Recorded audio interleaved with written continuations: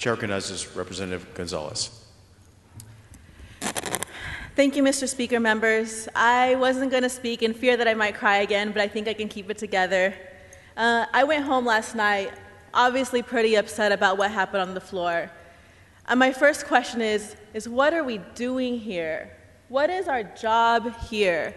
And our number one job is to represent our district, of course, but it has to be in balance. The best legislators are legislators who find balance. I learned that through Chairman Zerwas on appropriations, who taught us how to balance a responsible budget.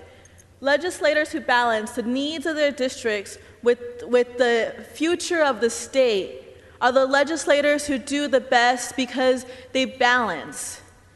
The legislators who inspire me are legislators who are brave, like Chairman Cook, who comes up here and says, hey, if you want to be for sanctuary cities, that's great, but you don't need to be for the Show Me Your Papers Schaefer's amendment. You can find balance. You can find bravery. And there was a small part of me today that hoped that one of my friends, the people on this floor who come and hug me and tell me every day how much they love me, would be brave and would be balanced and say, we don't need that Schaefer amendment, the Show Me Your Papers amendment. We're going to take that off because we're going to be the Texas House of Representatives. We are not the Texas Senate. We are not lieutenants of the governors. We are a balanced, responsible, compassionate body, and we are going to take that bill back to where Charlie Guerin said it should be. But none of my friends did that today. So now I just feel the responsibility to say is that we say here we are for the health and the safety and the future of Texas. But the people who will be the most impacted, the people who I feel that I had to speak for today, are the women and the children who are the most vulnerable. The women who are survivors of sexual assault and rape and human trafficking, who will feel that they cannot talk to law enforcement because we have now put in a Show Me Your Papers amendment, that they will feel less safe. What this bill is doing for my colleagues who are voting for it, you're protecting the rapist.